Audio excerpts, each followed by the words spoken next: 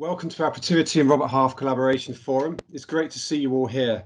My name's Paul Middleton. I'm a Managing Director in Protivity, and as usual, I'm joined here today by my colleagues from Protivity, as well as by my colleagues from our sister company, Robert Half. Our aim of this series, entitled Opportunity in Adversity, is to inspire and push ourselves further as we face up to the challenges of the period ahead. The lockdown uncertainty, an economic contraction of over 11%, Brexit, but we try and see the light beyond all of that.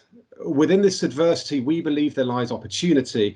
And so we created this forum to enable us to debate those topics and issues that are most important to you, such that you can better navigate the challenges that lie ahead and seize the opportunities with greater confidence and speed. We've covered a number of topics so far in this series: people versus profit, culture versus technology, the pros and cons of different leadership styles, how we manage, inspire and grow our people during and beyond this lockdown, just to name a few. This week, with one of the busiest retail periods about to start, we have a fantastic panel here with us today to debate the challenges and uncertainties currently facing the retail industry and to consider how the industry should react and evolve.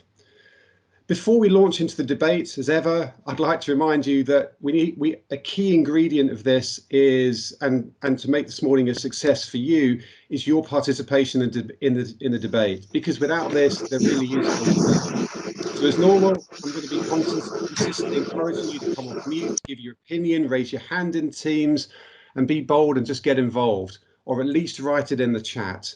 If you're dialing in, you may need to press *6 to take yourself off mute. And if you're on a computer, you can unmute yourself at any time. But whatever you do, please do get involved. So why are we framing this as a debate?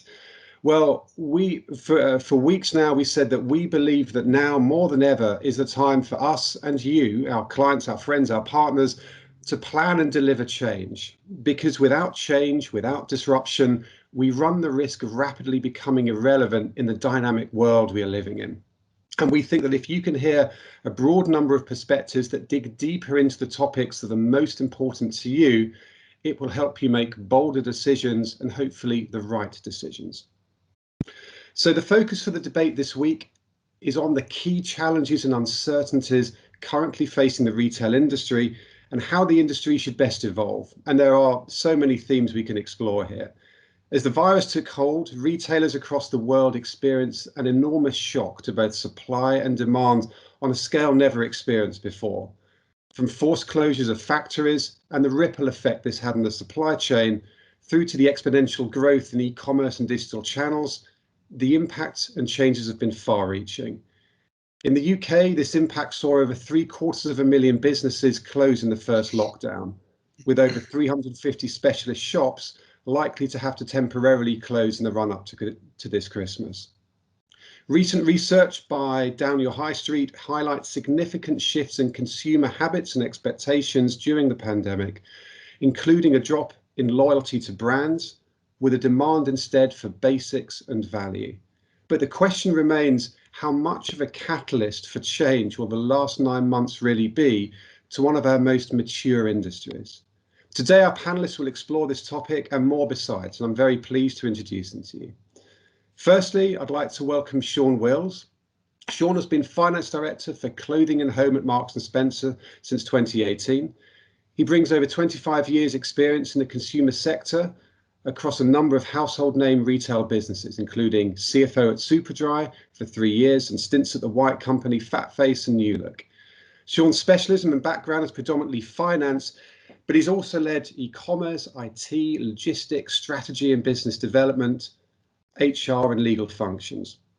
We're delighted that he can join us today to share his perspectives. Next, I'd like to introduce Sarah Eglin. Sarah is head of people at the has been since 2018, where she now supports food stores and logistics, serving almost 3,000 stores across the country. Sarah's also held senior HR positions at firms including Boots, Britvic, Balfour Beatty and Coventry University. Sarah's been instrumental in driving a number of the Co-op's transformational people programs, which we'll touch on more later today, I'm sure, such as Nightclub, and has been a driving force in the Co-op winning recent awards such as Wellbeing and Mental Health Initiative of the Year at the Occupational Health and Wellbeing Awards. And again, we're delighted that Sarah can join us today. Next, I'd like to introduce James Saunders. James is Chief People Officer at Into Properties plc, which manages and develops many of the UK's largest and most popular retail destinations, including the Trafford Centre. James joined Into in 2020 to lead Into's employee experience, recruitment and talent retention programmes. With the group now at administration and the executive committee still very much driving the day-to-day business, James has been influential in guiding the business's people and leadership team through the turbulence of the pandemic, making sure the centres are safe places to visit and work, as well as managing the closures during lockdown. James brings more than 20 years experience in HR, including head of HR roles with Vodafone and Nationwide Building Society. And thank you, James, for joining us today. Lastly, I'd like to introduce Fiona Davis. Fiona has led the transformation of brands as diverse as Wallace, Early Learning Centre, BHS and Ann Summers to achieve qualitative and quantitative shifts in business performance. Since founding the Brand Inspiration Company in 2014, Fiona has helped shape the futures of a range of growing brands and has helped them rediscover their mojo. She's a recognised thought leader, public speaker and regular media commentator, well known for her ideas on how retailers should be walking in their customers' shoes, as well as author of the book, A Profitable Love Affair, How to Build and Sustain a Strong Brand. So we have a fantastic lineup of panellists with us today. And if I may, I'd like to start by asking you, Sean, if you can share your perspectives, please, on the key changes in consumer behaviour that you've seen since March, and what challenges this has caused for M&S. Sure. Morning, everyone. We've got two parts to our business at Marks & Spencer. Obviously, there's food, which is more of an essential purchase, but the bit I'm into is clothing and home, which is definitely more discretionary. And I'll say that in nearly 30 years of working in retail, this has been the biggest shift in consumer behaviour in almost a herd way that I've ever seen. And the vast majority of consumers all adjusted their patterns in exactly the same way. Now, some of that was clearly enforced. With shops being shut, you haven't got a lot of choice, but a lot of it was voluntary, actually. And the three things we've experienced changes in is, one, whether people buy at all. Two, then what they buy if they do buy. And three, how they buy it. And I think first and foremost at Marks & Spencer's, we're slightly overexposed to the older generation. And perhaps where their social calendars have dried up somewhat or just have revolved around going for a drink with friends on a Friday in their houses. I think they've largely decided that their already bulging wardrobes are sufficient and they can make do this year and have just chosen not to shop. They're also more likely to be law-abiding and therefore not break rules and go into towns when they shouldn't do. So that's certainly dried up in terms of demand at that end. But I think the biggest shift really has been in what people are buying. So there's been a huge conversion from buying clothes for self into dressing the home. I mean, you probably read about it in the press. It's been very well covered. Nobody's needed formal wear. Nobody's needed holiday wear. There have been no big events, no Ascot, no sporting events. There's no workwear required for going to work anymore. All of those were pretty fundamental reasons to shop throughout the summer, and they've just disappeared. Therefore, we saw people shifting into buying duvet covers and towels and DIY products and making their home look nice. And again, that's been pretty well covered. Where it did shift slightly was that people decided when they were going to buy clothes, it would be guilt-free. So kids keep growing. Actually, if I'm going to buy some clothes, I'll buy it for my children because I need to do that. And it makes me feel good giving them something during this sort of lockdown when they're probably going stir crazy, teaching from home and those sorts of things. And actually, the first real shift we saw in the market of any normality was at the end of August when back to school kicked off. And actually, that performed pretty much as it has done every year. There was no real change other than more of it went online. But there was definitely a reason to shop. And actually, I think when people came out to do back to school, they also thought, well, maybe I'll chuck something in the basket for myself as well. So we saw a degree of normality coming back there. But that was the first thing that kicked it off. And talking about online, that was the other thing. It was how. So, the kids stayed shopping at the beginning. ASOS New Look went through the roof when the stores were shut. I think you probably all saw the queues outside Primark when they reopened, which was just insane. Like you can't do without Primark for 8 weeks. But that younger generation and the people seeking value definitely kept shopping. It has started to rebalance slightly between online and stores, but definitely there's been a shift that's now going to have a degree of permanency to it. The challenges are any of those. That in the wrong location. We just weren't ready for that kind of shift in behaviour at all, and the business had to adapt really quickly. Thank you, Sean. Sarah, if I may bring you in on that, Sean refers to seismic shifts, stock in the wrong location. Is that something that you experienced as well?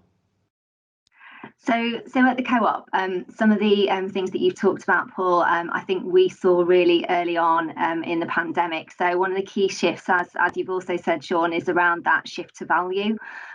So one of the things that we've recently done at the Co-op is we've actually just launched our first value range in response to that. And that's coming from a place around the fact that we also have recognised not only the shift to online that you've talked about, so a need to quite quickly and rapidly roll out things like our Deliveroo collaboration that we were working on, some of the inner London solutions that we've got with some of our eco bikes, etc. We had to ramp a lot of that service delivery up, and also generate an online click and collect platform as well. So we were also in the space of quite rapidly with plans that we'd already got, but I guess turbocharging those for that online. I think the key shift that we've also noticed as a convenience retailer is the shift to hyperlocalism. So as Sean mentioned, there are many of the older generation who, from a law-abiding perspective, were not going out. What we were noticing was when people were choosing to go out, they didn't want to go far from home.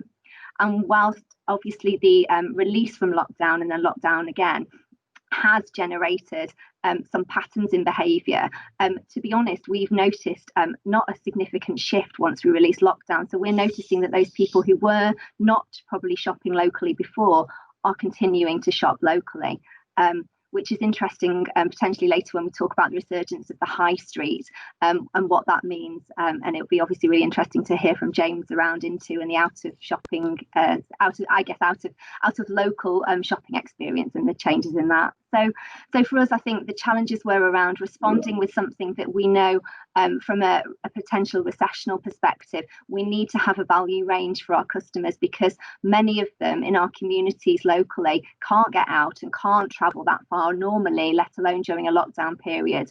And with significant levels of inequality and deprivation growing through looking at things like our local wellbeing index, we're noticing that inequity is starting to grow much further as well. So having that value range wasn't only about having a commercial option for us as an organisation, it's also about making sure that those people in our communities can afford, if they can only shop local, to do so. Obviously, as everybody had, we had the logistics and supply chain challenges as well. And we were putting volumes through our network that we have never ever seen before at the Co-op. So the logistics and supply chain challenges as well, I think, in the early days. But to be honest, we've now rebalanced and sustained that level of, I guess, volume going through our organisation. Excellent. Sarah, thank you for that. You mentioned changes in patterns to behaviour, impact on the high street. And James, yes, it'd be fascinating to hear your perspective on that and just how those patterns and behaviour have impacted into over the last 9 months. Yes, as in, I think one of the patterns we've seen across the retailers that we have is we're hearing that people are shopping less frequently. So I guess we're seeing that with lower footfall through the malls. But actually what we're seeing is the basket size of each individual shopper going up, which means basically people are going shopping less, but when they do go, they're going on a mission. And I think it will be interesting to see whether that trend continues after COVID and continues. But that's certainly a feature of what we've got now, and it resonates with some of the comments earlier about people going out for a particular purpose and also going out safely as well. So I think that's one key trend. One of the other things that hasn't been said yet, I'd be interested perhaps to see whether Fiona backs this up, but some of the displacement of spend has meant that some of the high-end brands have actually done a lot better, because there's been a displacement of spend that means that people are not spending on holidays and they're not spending on leisure, but some of that money is actually flowing back out through the higher end brands. So things like high-end watches, particularly high-end jewellery, is one area that was a real boom after lockdown as well. And in addition to that, the brand values of have become more important. So therefore, shoppers are thinking about the brand values that are associated with their purchases as well. And that again, that's a trend that was already there, but it's something that's accelerated a bit. Thank you, James. Fiona, just to build on that and maybe to pick up the points that James mentioned around those shifts in behaviour, what are your thoughts, please, when you look over the sector? And you are on mute at the minute. I don't know if...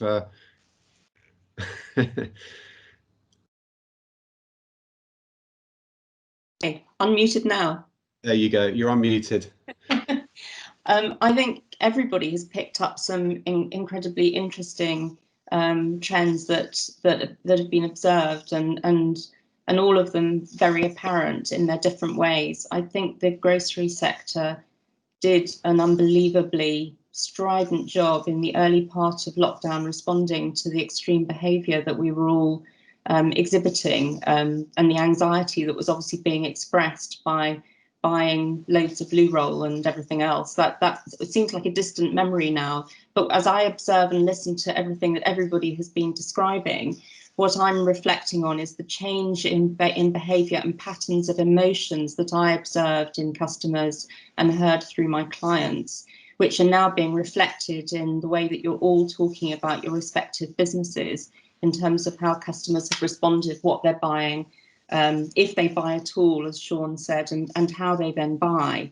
I guess what I find is really interesting to sort of dig even deeper than that is some of the trends that James has touched on in terms of actually what are we doing to make ourselves feel better.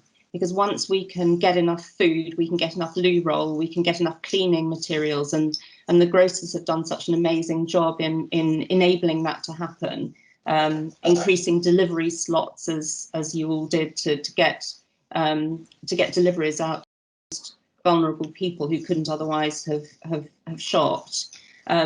When we get beyond those sort of Maslow's sort of basic needs, what do we then do?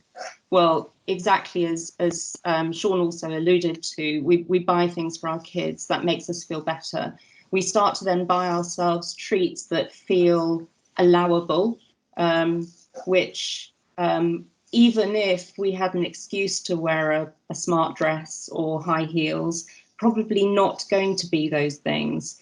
It's not just because we haven't got the occasion to go to wearing those things, because for goodness sake, we could be wearing them under the desk like we did at work because it makes us feel great. But we're not doing that because it doesn't feel right.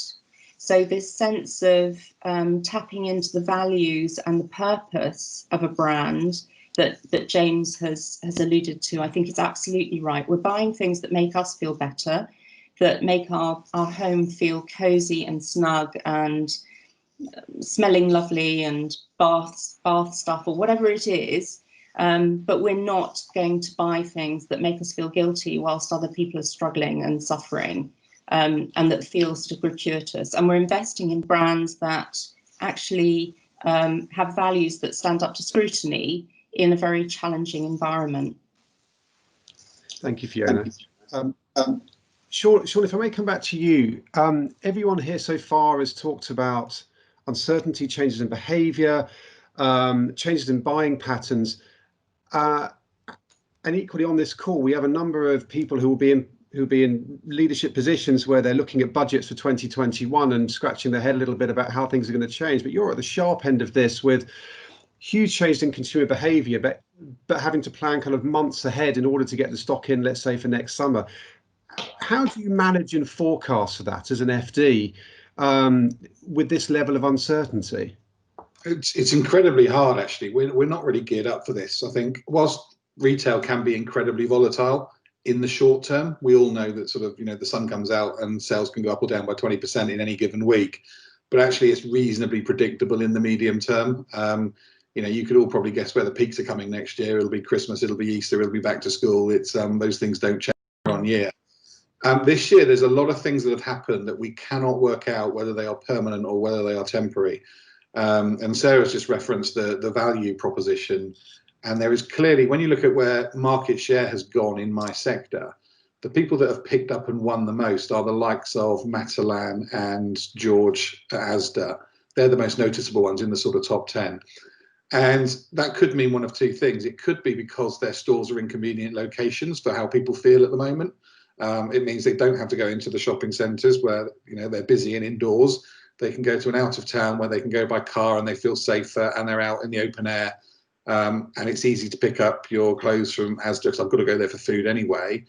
Or it could be the start of recessionary behaviour with people moving to the value retailers this early with confidence starting to ebb away about job security and things in the medium term. The strategies to deal with each of those two different outcomes are totally different. So planning for it right now with that level of uncertainty is really, really hard, particularly when your lead times are, unfortunately, as they are at M&S, up to 9 months on certain product. That makes life really hard. So from having a sort of model where we ran one forecast and we were reasonably confident in it, we are now running a model where we have to run really wide-ranging scenarios and make sure that our operations are geared up for any of those that might come true. So, on one side, e-commerce could be 50, 60, 70% of our business through most of next year, or it could go back to being 30. Both of those, I think, are possible. Maybe not probable, but possible. So we have to gear up our e-commerce operation to be 70% of our sales, but keep it flexible enough that if it's not, you can get the cost out as soon as possible. So nobody's really used to working like that. So there's actually it's quite good for us because we're not a very agile business and it is forcing agile behavior into the business. And they say never waste a good crisis. I think it will actually get people to think a little bit more and be a little bit more responsive to the market, which is good. But getting from here where we are now to there is incredibly hard. And actually, for the first time in a long time, people are looking to the finance department actually to help lead that journey a little bit. And so we're learning new techniques to do that too. But no, very tough. Thank you, Sean. We're talking. There's a lot of comments in the chat around localization. And being some of those changes as well, and the shift towards the high street.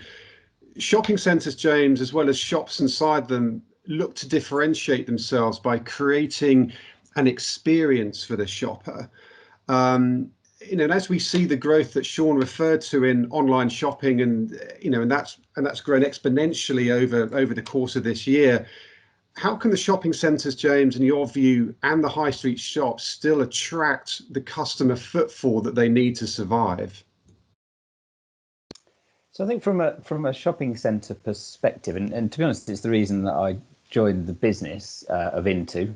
Admittedly, it was in a slightly different set of circumstances because COVID hadn't started when I made that decision. But the visitor experience is there. So yes, the trend in localism is exactly what we're seeing. So people not commuting as much, that definitely means there's a displacement of some spend into local communities. Now, shopping centres are part of local communities. That's one thing. I guess if you take somewhere like the Trafford Centre, maybe that's it's bigger than its local community. But in other places where they're city centre locations or they're urban locations, then of course they're part of a community as well. So they both serve the local community and attract people in. But if you look at the visitor experience side of things, I think we're going to have to see how the trends continue once leisure reopens, particularly because for me the value in shopping centres is about that rich mix of experience that you can get. And if we're going to see this continued trend in localism, particularly where people are looking to go to the local shop and go to spend in small amounts but in their local areas, places like shopping centres have got to have a range of activities that keep people there for a longer period of time. So that's about the experience overall. That's about the range of activities that help people have a half day out or a whole day out with the combination of retail activities. So for me, if that part, if leisure, and I'm assuming I as a person am desperate to spend more time doing some things once we get into a more normal space. So I guess if I treat myself as a case study in this with the family, that for me is the opportunity. It's about how do you create those experiences and how do you then pull people in across a range of different retailers, but using that combined experience of retail and leisure. And that's the purpose. Now, of course, that's going to mean that the high-end, high-quality centres do well, and anywhere that doesn't do that quite as well is going to suffer, would be my and what we're seeing, basically. Thank you, James. Sean, from your perspective, from an M&S perspective, do you agree with that? I do, actually. I've got an example of where it's worked the other way for us, which I think is really live. So one of our leading product categories is lingerie. I mean, we're the market leader by a country mile in lingerie. The area where we've lost most business over this period is in lingerie. And I think the reason is, one of the reasons people come to M&S is we offer a bra fit service that few other people do. And you know, for young girls coming out for their first bra, if you are treated with professionalism and empathy, and you go through that session and it's a good experience, then you're pretty much captured for life. You'll never forget that experience. We can't provide that service at the moment. So actually all we can offer is a bra on a hanger, in the same way that Next Online can offer a bra on a hanger, or actually Asda can offer a bra on a hanger whilst you're picking up your cornflakes. And the loss of that experience is having a real tangible effect on our business, and you can see it almost day by day. So I think that is a negative example of where, if you can offer those kind of experiences in stores that you cannot get online, whether they're on the high street or in a shopping centre, then you absolutely can engender loyalty and a reason for people to come out. And that's the key thing for me. There has to be a reason for me. You know, let's forget about vaccines and things at the moment. There has to be a reason for me to leave the comfort of my bubble and come out and shop somewhere where I am putting myself at a slightly higher risk. Customers have shown through the summer, if you give them that reason, they will come out. But those reasons are going to have to be more and more tangible as time goes on, because more people are finding the convenience of commodity shopping online. So yeah, completely agree with it. So Fiona, as someone who's a huge advocate of walking in the shoes of customers, Sean talks there about, you know, about that experience, that professionalism, that empathy, providing that service has been so important. How during this time then, with these disruptions, should retailers best engage and listen to their customers when that business model has been so drastically changed? Yeah, I think that really is the key. I think that what I'm hearing from everyone and from my clients and my observations of customers, and as James did just now describe his own behaviour and his own experience with his family, what do we actually all want as human beings? We do want human interaction and we want relationships. And I think as retailers, we need to have that at the forefront of our thinking at every point that we're considering our choices. And I do feel, and this is really hard for businesses that are structured and with the longevity of a business like Marks and Spencer's, for example. But if we can, for a moment, whether we're a startup, whether we're a growing small to medium sized business, or indeed if we have the legacy that Marks and Spencer's has, if we can truly think like a customer and be a customer in the boardroom as well as on a Saturday when we're doing our shopping with our family, then we're in a much better position to face these issues and to be able to deliver what the customer needs. The empathy that Sean has connected with there in describing the bra fitting service applies across the piece, not only to things that are as intimate as that. I was really taken with an email that I received the other day, very early on when this second lockdown came into play, from the White Company saying, hey, you can pick up the phone to us and we will one-to-one on FaceTime or whatever, do your Christmas shopping for you. Now, it's a redefinition of something they're already effectively doing, but they're positioning it in such a way that I thought, oh, wow, yeah, I might actually do that. How great would that be? Because we do want efficiency. We do want having a delivery of a box arriving on the doorstep is great, but actually we want experiences. And I think that if as retailers we put ourselves in a position of saying we're here to deliver those experiences through great relationships, selling the product is an end result, it's an outcome of that. But too often we think about selling the product first. Okay, how can we make that happen? What do we need to bolt onto that? Whereas actually, if we start from the other end of the telescope, it becomes a very different scenario. Very hard to do with an established model and the setup of a large organization. But this is where some of the smaller businesses are not seeing any of the setbacks that the bigger businesses are facing. And it isn't just because they started from nothing and anywhere is up. It's because they are actually really tapping into the emotions and the needs of the customers right now. And most of these trends were already in play way before COVID. In fact, I would say all. They've just been accelerated and shaped in a way that is more profound, and we can't pretend that next year is going to be the same, because we'll revert back to the same Easter, summer, Christmas pattern that we've been used to. Life has profoundly changed, but it had already profoundly changed in many ways. So thank you, Fiona. So Sean, just picking up maybe on a couple of points there, and equally some points in the chat as well around decentralisation. We're sat here this morning on a Teams meeting. There's a comment there. Do you think you'll ever move towards that, delivering some of those services almost from a Teams perspective? Can you see that ever happening? I'm not sure we're ready for that yet. I do think there are some aspects of decentralisation where we can get some advantage.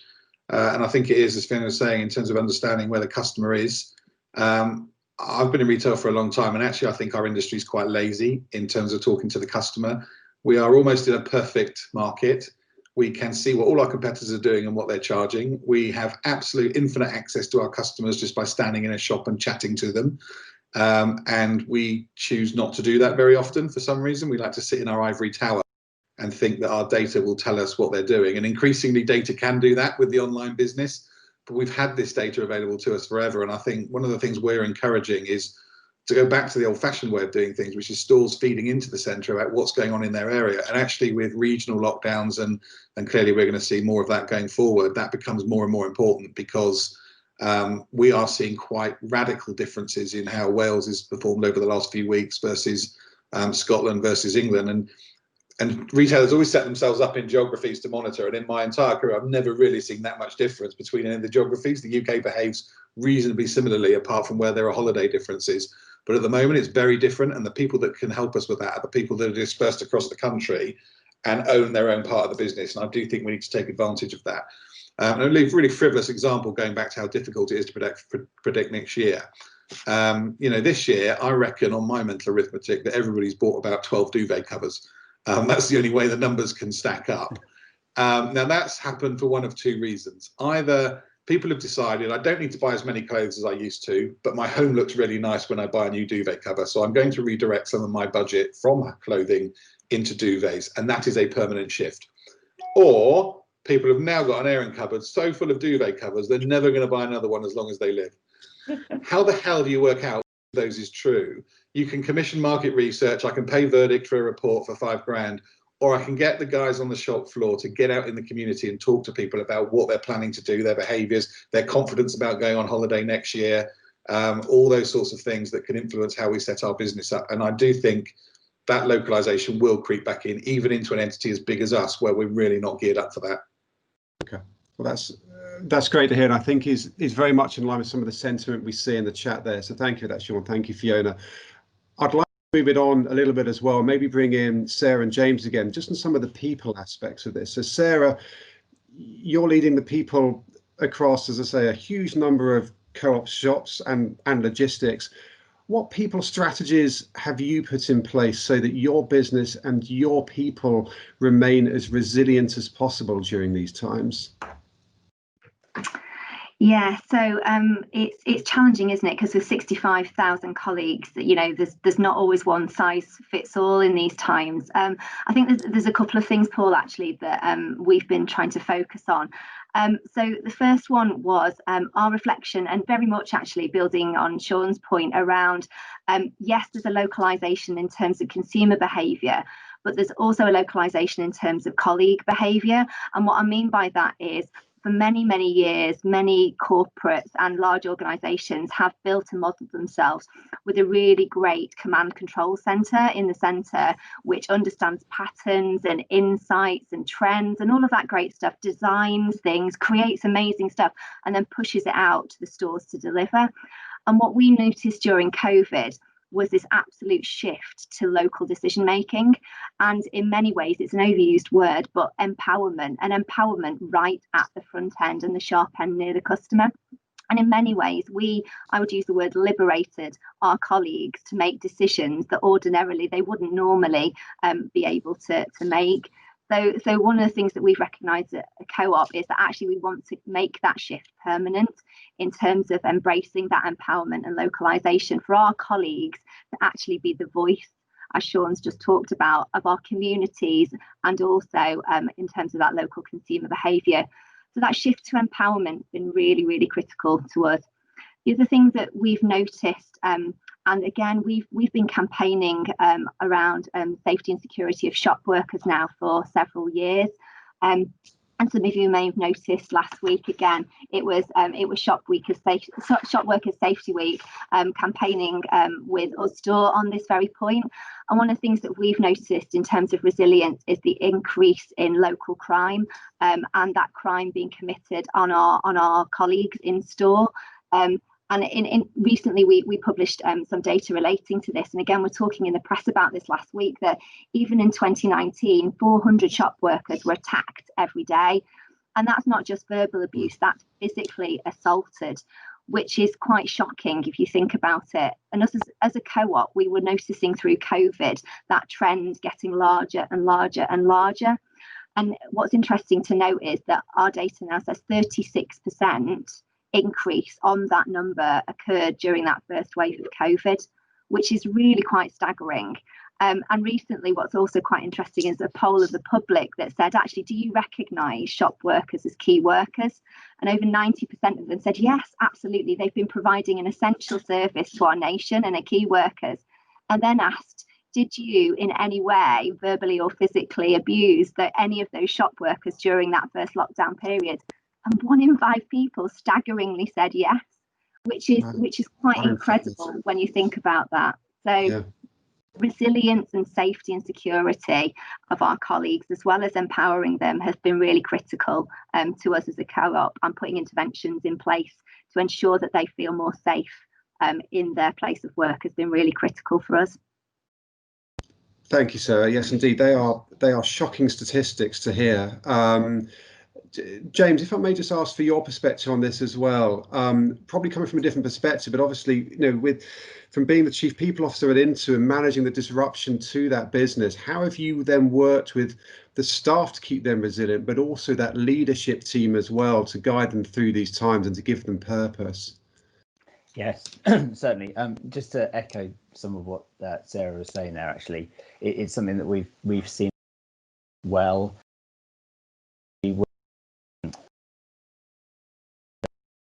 As well, so just echo the point that actually some of the behaviour towards retail or security teams has been unacceptable, and actually that's something that was an unforeseen consequence that actually was really important that we dealt with. But shifting into the broader people plan, we focused, actually I had a people strategy that focused on 2 things. Now this was back in the spring, and actually it's evolved a bit over time, particularly as the business, or 8 of the 240 companies that we have entered administration. But our people strategy had 2 pillars. It was about build belief and be ready. And to build belief was all about engagement and confidence and having that positive mindset as you go through a period of uncertainty. Now, we didn't anticipate administration at that point in time, but it's turned out to be quite a helpful pillar, because kind of keeping that mental resilience and having that future mindset when you have no idea what the future is going to be is really important. And that really shaped the engagement strategy for one, but it shaped several other things about well-being as well. And then moving on into leadership behaviours. There wasn't actually a leadership framework in place at the beginning of the year. So one of the things that was really important to me was to make sure that we were just clear, so that we could do some of the things that Sarah was talking about, which is have that local empowerment, local accountability for our leaders in centres, which is ultimately where the real change is going to get delivered from, or where the real engagement is going to get delivered from. So we put in place a leadership acronym called ADAPT that was specifically focused to give the right leadership skills, so that leaders were ready to lead through change and ready to lead through uncertainty, but again to keep a focus on the future, even though the future wasn't necessarily clear. So the important aspect for our teams then, and for the business then, was for us to be really clear about what those behaviours were and how those behaviours were really tangible, so that then we could put in a range of different interventions, both to help develop leaders, but also to hold to account in some places as well. And then we were able to use some of the data that we've had available to look at actually where were the places where perhaps the style of leadership and the style of employee experience was a bit too tough for the environment. And Fiona, you mentioned Maslow's hierarchy of needs. Actually, I was wondering whether to bring that point in or not, but from a different angle. Actually, what we saw is the more uncertainty that was there, the more people's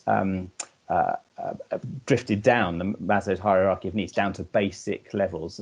And so when you think about the disturbance in the business itself, you really start to see who are the people that are able to actually just ride out some of the uncertainty themselves because they've got that resilience. But actually what you really see clearly is where the pockets where actually just basic security and real basic elements of being employed and where's the next paycheck going to come from, and all of those questions really come out, and actually you have to build back up again to get back into some of those higher levels at a later stage as well. So that's where building belief had to have a real local, again, team focus, so that you could pick up and isolate the areas where you needed to do something a little bit different, because that was the area that was the biggest problem. Thank you, James. Sarah, I'd like to just pick up on that point that James is making around that uncertainty, that Maslow hierarchy of needs, particularly during increased times of uncertainty, because from your perspective, and probably from Sean's bit of perspective as well, we're approaching a time now with, post-lockdown, hopefully, in a Christmas season when your frontline staff will be working longer hours than before, maybe even 24-hour opening, things like that. How do you look as the chief people officer there to kind of oversee and manage and look after the well-being of staff that are indeed maybe slipping down that Maslow hierarchy in terms of what they need at this time? Yeah, so as I've talked about already, we've got a really clear path around, I guess, that the basic needs on that hierarchy. So I've talked already about that innate need for safety and security, and you can offer all the pay in the world to a colleague, but actually if you don't feel safe in the work that you do, you will not want to do that job. And I think the other thing that we have started to notice, and this goes back several years now, and again has been exemplified during COVID, is, as you say, the drive and the support that we give to that 24/7 culture in the UK. So we are a convenience retailer. We are open unsociable hours because we're there to serve our community when they need us to be there for them. And that means, through public holiday periods, it means through those periods where ordinarily you spend time with your friends and family. And often people forget the forgotten army that is required to, I guess, supply those convenience stores to ensure that there is stock on those shelves at 5 a.m, 6 a.m. in the morning. So one of the things that as a co-op, we've been campaigning for, and actually this week I was really fortunate enough to launch our manifesto for change around night working in the UK. So we have a manifesto that we have built with Oxford University and have had the delight of working with Liminal Space and the Wellcome Trust, actually, in looking at the impact of night working on our colleagues. And what we've done is we've now built that research out to look across retail and other industries now, including blue light services. And if I'm honest, Paul, I could talk for a whole hour on this subject, and I'm hoping that we might be able to send individuals out who are on this course some further information about that. But in reality, when you look at the data from the researchers around this, our colleagues who work night shift have a staggering statistic around their relationships. They're 6 times more likely to be divorced than a colleague who doesn't work days. They are 49% more likely to be financially vulnerable. They're 15% more likely to be of BAME origin. And staggeringly, when you start to look at the impact of health on those individuals, you start to see the correlation with things like type 2 diabetes, heart disease, and some forms of cancer as well. And when you look at that, you've got to ask yourself as an organisation going into this Christmas period, what is our obligation to those colleagues? How can we support and educate them to have better sleep health? So that really is what we've been looking at the co-op. And I am shamelessly plugging this because I'm looking to build a coalition of policymakers, MPs and business leaders who would love to talk about this subject. But we have really in the UK a hidden army. And during COVID, of the key workers that were working during that period, over 60% were working nights. And the impact that we now know that has on their mental well-being, their physical well-being is staggering. So yeah, that is one of the key things that we're looking at the Co-op around helping and supporting their mental, physical and emotional well-being through a project that we've got called Nightclub. Thank you, Sarah. I think that will really resonate with people, and please do look in the chat. My team has posted a link to that so people can find out more about it, because it's such an important and timely initiative. We've covered an awful lot of ground so far. I'd like to open the debate to the floor. There's lots of comments coming through. A lot of them you're kindly addressing yourselves directly, but I'd like to open it to the floor and see if anyone wishes to ask a question directly. Stick your hand up or take yourself off mute and call out your question, because as I say, there's so much that we have covered. Does anyone wish to ask or share anything?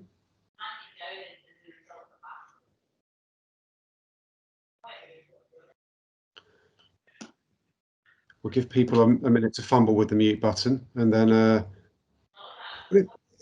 if I just while people do, so please stick your hand up. Let me take one that's just come through on the chat, and this is a theme that we'll be exploring again next week when we have the CEO of Vimto and the CEO of Music Magpie, and that's and discussing brand, because linked to brand, and Sarah, some of the points that you've particularly discussed that's so central to the ethos of the Co-op is around ethical sourcing, around community. To what extent, and maybe starting with you, Sean, is that are the ethical elements of that, do you think will seek to differentiate your project, your products at M&S and your future position in the market? I think people have been talking about this as becoming much more important for quite some time, and clearly it is becoming more important to the consumer, but perhaps not at the pace we would all like. And ultimately, unfortunately, price still rules in a lot of people's buying decisions. But I think this pandemic has shone the light on a few things, particularly how some retailers have behaved. And I do think that people will start to have slightly longer memories than they've had in the past about the behaviour of a retailer, and then perhaps getting a little bit more informed about the credibility of its claims, particularly on things like ethical sourcing and those sorts of things, sustainable cotton in garments, etc. I mean, we've got Plan A, which is something that we've been known for years, albeit it's gone a little bit quiet of late, that we're about to reinvigorate on the back of that rising demand. And interesting, you mentioned brands. So M&S, for the first time in its history, has started to bring in clothing brands now. Launched one just a few weeks ago, and suddenly that does introduce a whole new dynamic where we're used to regulating our own factories and we're very well set up for that, but actually when you're starting to represent other brands, you need to make sure that those beliefs are exactly the same. And I don't think, given the environment, we can afford to even risk taking any compromises on that. So having to set ourselves up to understand how to bring a brand in that will fit in with our belief system, or adjust itself to fit in with our belief system, because we think that's going to be so much more important to the consumer going forward. Thank you. Fiona, from your perspective, how much of that belief system around ethical sourcing, around ESG considerations, how important is that going to be for brands going forward? I think it's rapidly becoming an essential factor. The transparency of the whole relationship end to end with the customer, through to I've been talking to customers in groups and hearing them say, well, actually, I know the product's sustainable, I know where you're sourcing it's good. I actually want to see the people in the factories' faces and see that they're happy, well cared for, and feeling valued and clearly safe, as Sarah's describing as fundamental in their environment. Now, obviously, that isn't necessarily everybody all the time. Clearly, we all make compromises all the time about our choices. But for me, there's an underlying evidence of that shift taking place. And businesses that are setting up now, very, very few would consider doing so without having overhauled and reviewed their entire ethic and value system before they even begin to put pen to paper to design something. So it's at the front end of decision making rather than at the back end of thinking about it. And I think for the younger customer, and increasingly that younger customer becomes the parent of today and the grandparent of tomorrow. By the time we get to that stage, anything other than something that can be totally scrutinized will just be a relic. We'll be wondering why that ever happened. James, would you agree with that as well? From a retail bricks and mortar perspective, are the ESG considerations making their way up in terms of importance of not just the brand, but the reality of how the business is run, and in terms of bringing the customer into the shopping experience you described? So I guess from a shopping centre or shopping mall point of view, I guess honest answer is it's hard to say with my perspective, simply because I guess we look at it, our customer being the retailer themselves, and therefore it's the retailers that are paying the rent and looking to buy space. So some of that's a secondary demand. Yeah. What we would say from what we see is we see the general trends that are happening that are reported in the press, and actually because some of these relate to more online retailers. Perhaps you don't see that connection in the same way, because the online retailers are the ones that can have the longer supply chain and that perhaps some of the bigger ethical questions. So I don't necessarily see it feature in exactly the same way, if that makes sense. No, that's understandable. But there was a comment on the chat earlier actually about more to do with local supply chains and local businesses, which I think is a more important trend. And actually it's an opportunity. I think one of the things is the property industry itself, rents are being suppressed, retailers have less cash to spend, and also are going out of business. That will open up space, and also it will drive down rents. And I think that does open up the opportunity for local businesses with the local supply chains who can fill those spaces and then can serve that need as well. So I see it perhaps from that perspective growing much more. Absolutely. And maybe, Sarah, do you have a perspective on that from a co-op perspective, not just from the extent to which I think the ethical considerations are a differentiator, but also that local supply chain as well, and buying British manufactured goods, as Paul has asked in the chat? To what extent is that a priority and a differentiator for the co-op? Yeah, so I think for us as a co-op, it's a blended approach, because we are one of the only retailers now that's fully committed to fair trade still. So for us, there is also the international dimension of the supply chain and ensuring, yes, the ethical sourcing, but again, the community and the person and the face that's behind that sourcing is really critical to us. And that's where fair trade is still one of the only ways that you can essentially guarantee that money is getting in the pocket of that individual. And so for us, that fair trade component is still really important.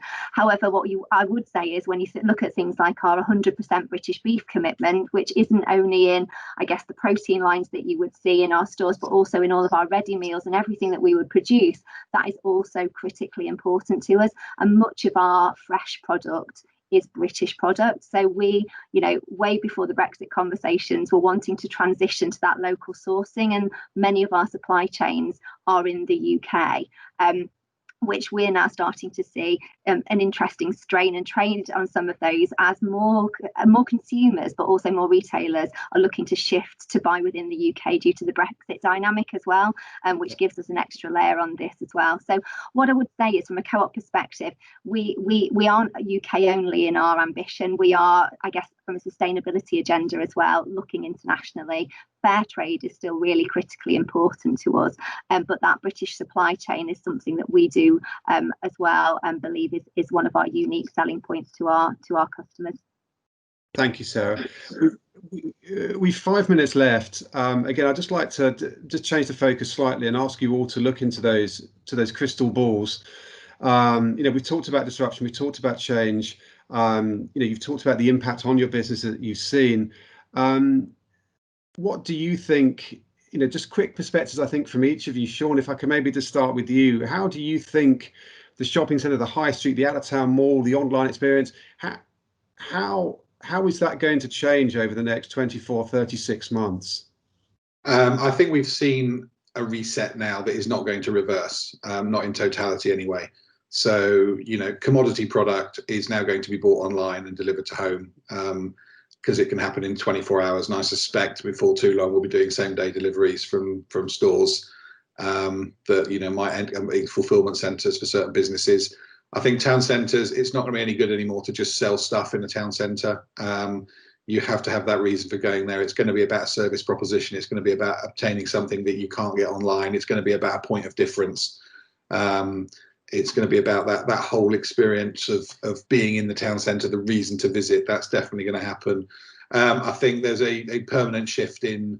I mean, I wouldn't be surprised if the Thai market was all but dead now on the back of this. I mean, it's been going that way for some time, but I can't see many on the screen today, and I suspect that's true of most of the audience as well.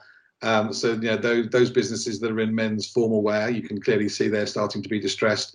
But I think the shape of the high street will change just because a lot of the names won't be there anymore anyway. Because, you know, if you look at both the retail sector and the casual dining centre, which makes up the high street, there are some big names that have either disappeared over the last 6 months, or once the rent bills start to come after Christmas, are going to struggle to maintain their presence. So that will hopefully result in some attractive deals for startups to start emerging on the high street. And then you do end up with your hyper-localisation by, you know, new businesses emerging that are a bit quirky again.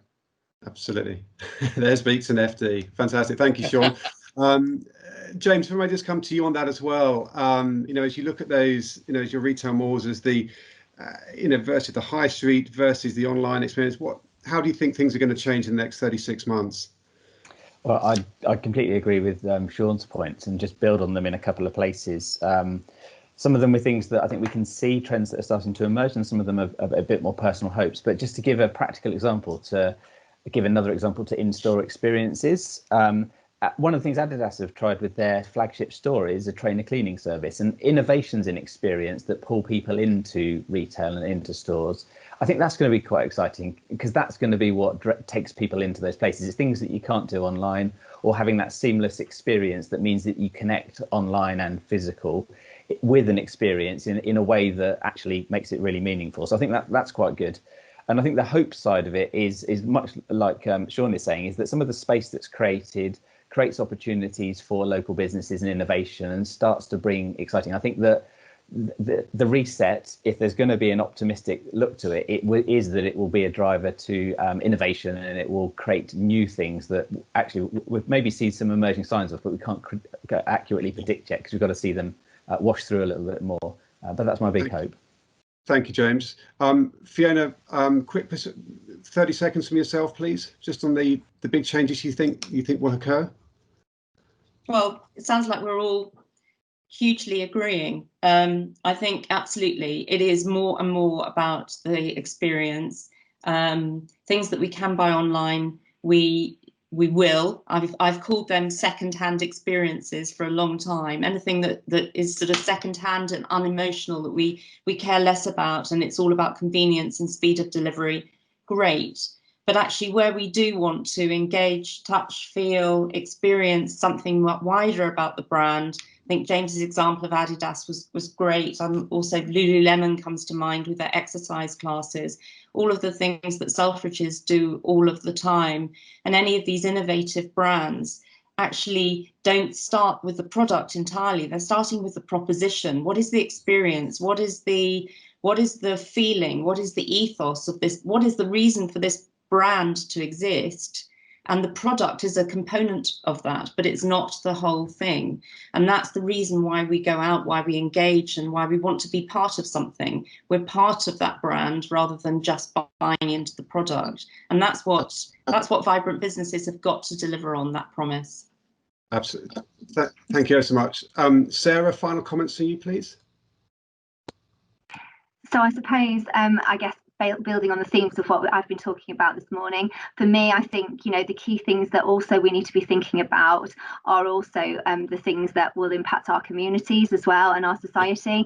So yes, as much as the product and the consumer angle of that is really critical to us, for me, it's about thinking about the inequity that will be coming out in society as a result of this. As we said earlier, we know that there is an increasing north-south divide. We know that the youth of our UK are significantly impacted from this pandemic, both in terms of sustainable work and the income that they now have and the job prospects, etc. So there is also a dimension of this which is actually thinking about the societal impact of this change, and that footprint will change consumer behaviour, but also our communities probably forever. Thank you. We've covered an awful lot of ground there today, from changes in behaviour, hyper-localisation, experience shopping, and of course, through to the shocking statistics you shared earlier, Sarah, the impact on our people and maybe what the future is, and of course the night working plea from yourself, Sarah, around the hidden army. So look, I'd really like to thank everyone for an amazing session. If you've liked what you've heard, everyone here, please feel free to contact ourselves at Protivity and Robert Half, and also reach out to the panelists you've seen today on LinkedIn. You can also find the recordings of this session online, along with our previous sessions as well, if you wish to hear our panelists again. And so we are over time. So I'd really like to thank everyone and all of my team for attending. I'm sorry if I didn't get to your question directly, but hopefully the challenge that we set out to you that does resonate is to put some of the stories and the messages and perspectives you've heard here today into action, because I think they have universal relevance across all of our industries. Next week, we have a fantastic lineup again. Marnie Millard, the CEO of Vimto, as well as Steve Oliver, the founder of Music Magpie, to talk about brand. Should be fascinating forum next week. So until then, on behalf of my Protivity and Robert Half team, I'd like to extend our best wishes to you all. Stay safe, be kind to each other, and we look forward to seeing you again next week. Thank you all very much, everyone.